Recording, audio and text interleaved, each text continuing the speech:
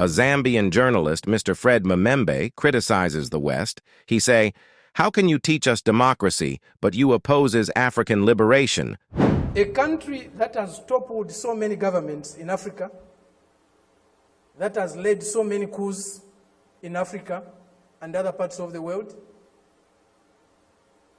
a country that has killed so many of our leaders in Africa and other parts of the world, the killers of Patrice Lumumba, those who toppled Kwame Nkrumah, those who killed Nasser, those who killed Muammar Gaddafi, today are coming to teach us about democracy. Before we get to the full video, I want to make something clear. Imagine a world where one continent holds immeasurable resources, an unbreakable spirit, and limitless potential. A land of ancient civilizations, wisdom, and strength. Yet this continent, Africa, is constantly dictated to by forces from the West that claim to uplift, but, in reality, dominate. Today's topic is one that every African, and frankly, everyone with a love for justice, should hear. The humiliation of Africa by the USA and the West must end. This isn't just a sentiment, it's a call to action, to awareness. So let's dig deep. The West, especially the USA, has long positioned itself as the leader of the free world. Its mission, they claim, is to export democracy, promote human rights, and support nations in their quest for liberty. A noble vision, right? But here's the catch. This support often looks a lot like control. From meddling in political affairs to outright coups and sanctions, the USA has a long record of influencing African politics to favor regimes that align with its interests. Think of Congo, where the USA backed the overthrow of Patrice Lumumba, an African leader who dared to defy the Western order and fight for true Congolese independence. How is that democracy? When African leaders try to act independently, to make decisions for the benefit of their own people, they're often labeled as threats, undemocratic, or worse. I believe democracy is a government in which all the people participate, in which the interests of the people reign supreme, in which their country's sovereignty, their country's honor is at the top.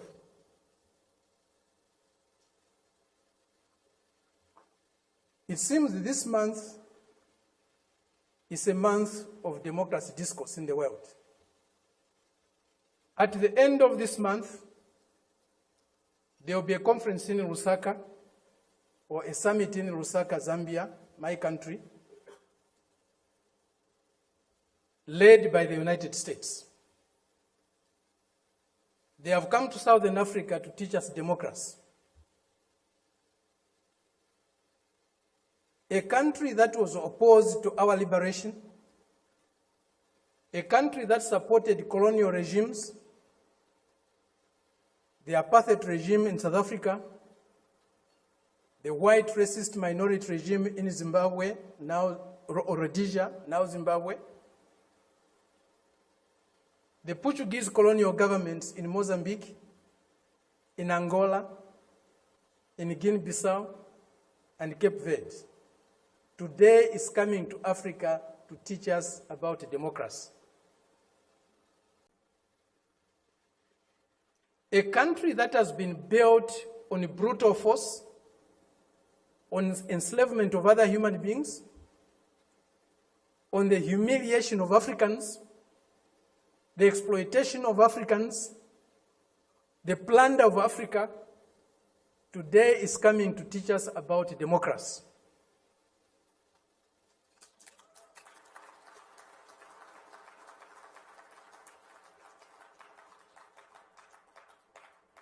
That's the arrogance, the imperialist arrogance, the racist arrogance that we are subjected to. We cannot have democracy where there's hegemony of the strongest, mightiest imperialist power. We cannot have democracy where a country's resources, a country's decisions are dictated to by another country. A country that is dominated by another country cannot be democratic. A country that lacks sovereignty cannot be democratic. A people that cannot decide for themselves cannot be democratic. A colony, a neo-colony cannot be democratic.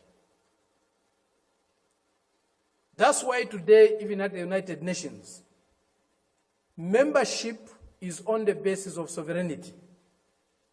Only sovereign nations can be members of the United Nations, because only sovereign nations can decide for themselves. A colony cannot be a member of the United Nations. It's not by accident. It's not a mistake. If you have no respect for the dignity of others, if you have no respect for the sovereignty of other countries, you cannot claim to be a champion of democracy. They used to say, all roads lead to Rome.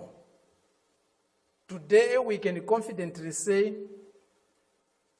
all roads to progress, all roads to what is better for humanity lead to Beijing.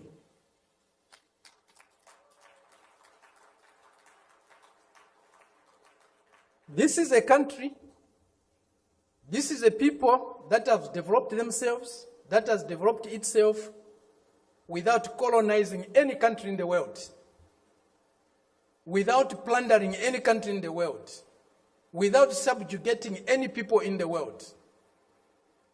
This is a country that is developing with maximum respect for others, for their history, for their cultures, and recognizes the diversity that is there in civilization. We were only taught one form of civilization, one form of modernization. That was the Western way. Westernness was a measure of how civilized, how modern you are. We reject that. We reject it because it's not correct. We reject it because it's undemocratic. We reject it because it's uncivilized to think of the world and of other people in that way. Today, they cannot accept the fact that China has caught up with them. China is about to surpass them in many areas of human endeavor. The imperialist arrogance is inhibiting them from accepting that reality. The racist arrogance is inhibiting them from accepting that reality. But the world is changing. The changes we are witnessing today, as President Xi said in Moscow recently, or the other day, they have never been seen in 100 years. They have shaped a world that they themselves today are scared of. And they have shaped a world that is not sustainable. Democracy, human development is not sustainable on the basis of plunder, on the basis of enslavement, on the basis of humiliating other people every day. That is a system we are seeing today, a system that will not survive if plunder is eliminated, if subjugation of other peoples, other nations is eliminated, if inequality in the world is eliminated. That system will disappear. The only system that can survive and can endure for long is a system that is based on mutual benefit, win-win relationships, mutual respect for others, accommodation and tolerance of others, and fraternal love for all humanity. This is what we find in China today. This is what China's example is showing us. Indeed, all paths are different. There's no path that is the same, even if they are leading to the same destination. Each path has got its own characteristics. We are seeing that, we are learning that, we are experiencing that today with China.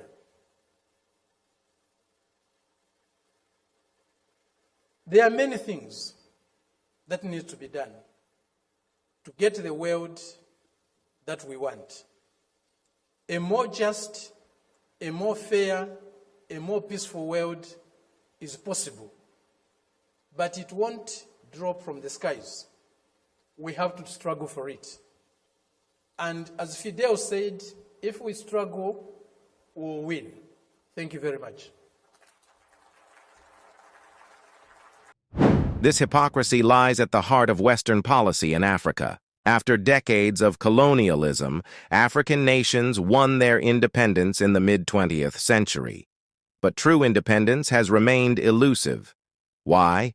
Because Western powers were not willing to let go of the economic and political control they held over Africa.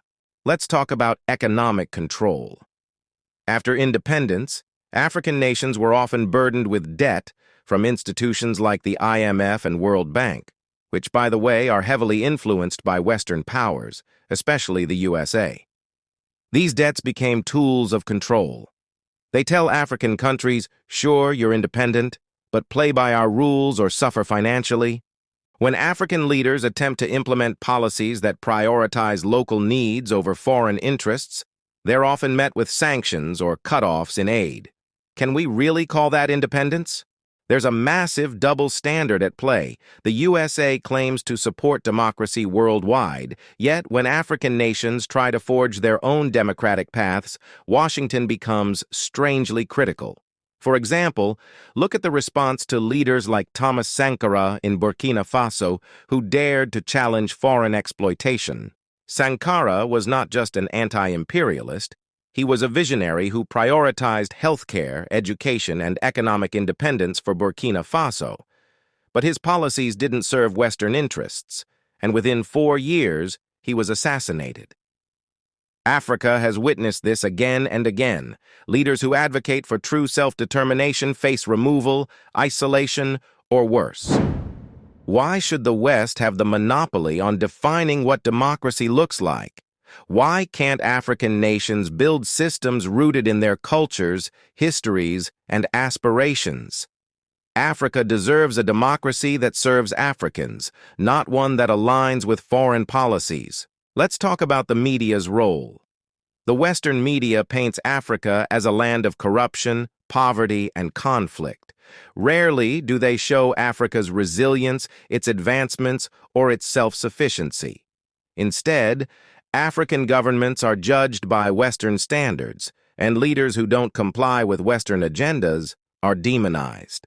Media isn't just information, it's a weapon. When Africans look at Western media for unbiased news, they often see their own nations portrayed as weak or incompetent. This narrative isn't accidental. It supports Western agendas to keep Africa looking like it needs saving. So, where do we go from here? Africa is forging new paths, creating alliances that challenge Western dominance. Look at Africa's involvement with BRICS or its strengthening ties with Asia and Latin America. Nations like China don't impose the same political demands on Africa. They provide alternatives, sometimes allowing African countries more agency over their resources and futures. More African nations are calling for the end of outdated structures. For example, calls to reform the UN Security Council or the IMF to truly represent African voices. The narrative is changing, and African leaders are showing they're ready to stand up to the humiliation and interference. The power to end this cycle lies with Africa's youth and the African diaspora. Africa has one of the world's youngest populations, a generation that understands the old systems are broken and demands change. African youth must stay informed, united, and unyielding in their vision for a free and truly democratic. To everyone watching, Africa is rising, and it's time to support its rightful place on the world stage. If you're from the diaspora, if you're an ally, your voice, your vote, your investments matter. Let's call out the hypocrisy, let's expose the double standards, and let's work toward a future where Africa is treated with the dignity it deserves. Thank you for tuning in. Remember to subscribe and hit that bell if you're passionate about uncovering the truth and supporting Africa's rise. Let's keep the conversation going in the comments. Together, let's make sure Africa's story is told by Africa, for Africa.